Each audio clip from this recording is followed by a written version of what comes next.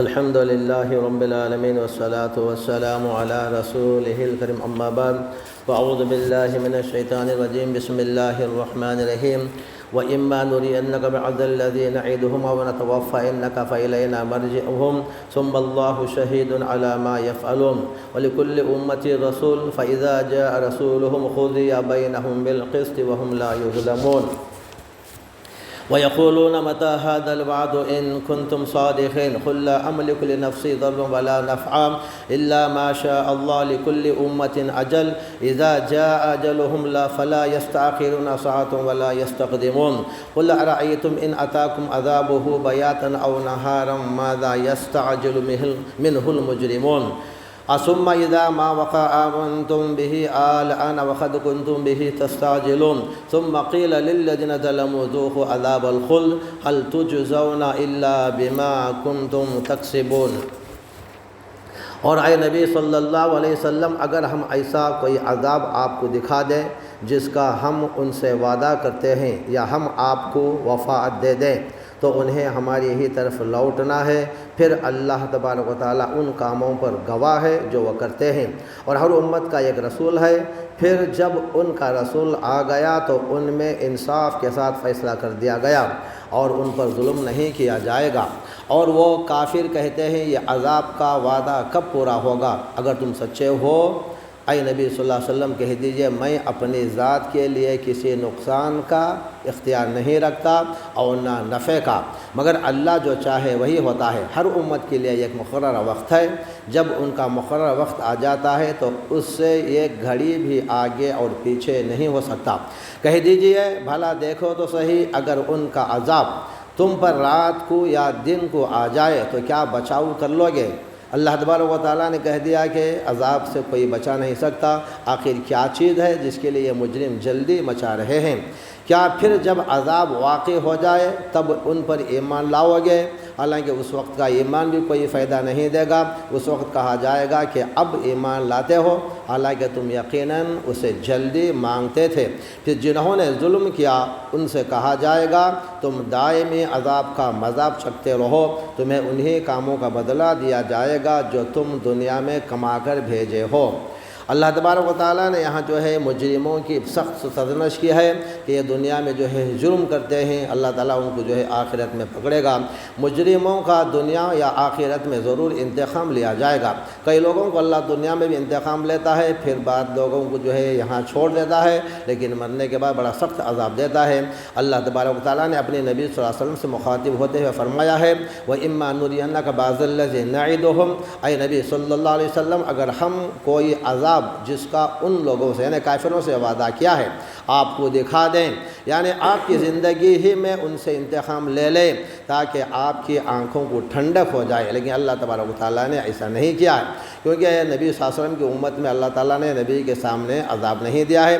اور نَتَوَفَّيَنَّكَ فَإِلَيْنَا مَرْجِعُهُمْ، یا آپ کی مدت حیات پوری کر دیں تو ان کو ہمارے ہی پاس لوٹ کر آنا ہے۔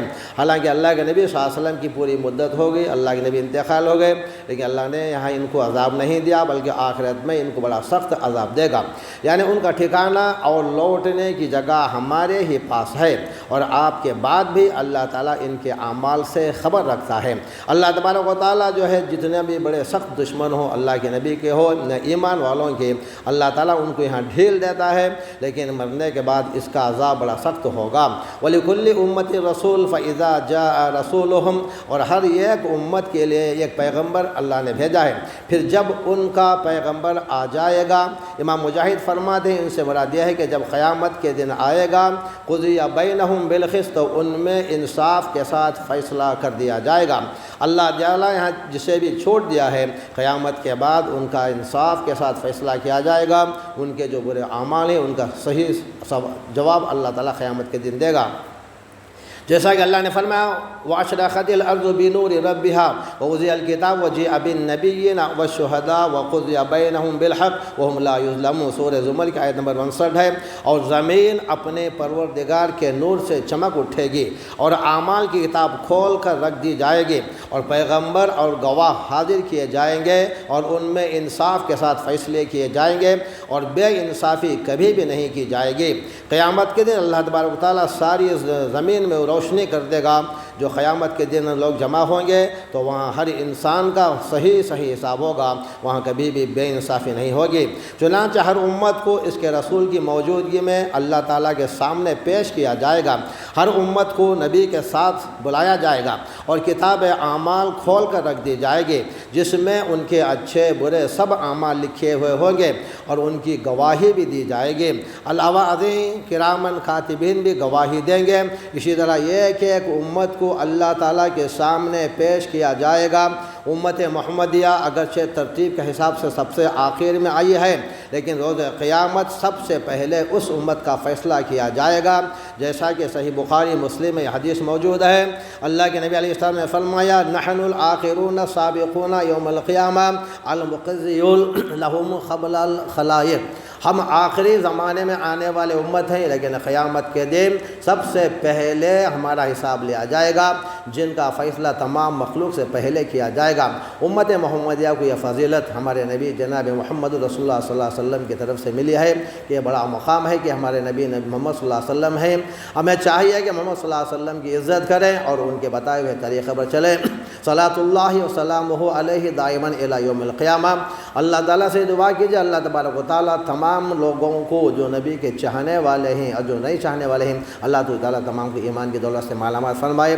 ساری امت کو اللہ تعالیٰ جو انسانیت عطا فرمائے اور اللہ تعالیٰ ساری دنیا میں سکون عطا فرمائے، فتنہ فساد سے ساری دنیا کی حفاظت فرمائے۔ اللہ خاص کر جو ہے فلسطین کے ایمان والوں کی حفاظت فرمائے اور ہمارے ملک میں اللہ تعالیٰ سکون عطا فرمائے۔ اللہ سے دعا کیجیے اللہ تعالیٰ ہمیں ایمان کے ساتھ رکھے اور خاتمہ بھی ہمارا ایمان کے ساتھ فرمائے۔ سبحانک اللہم و بحمدک اشہد ان لا الہ الا انت استغفرک و اتوب الیک۔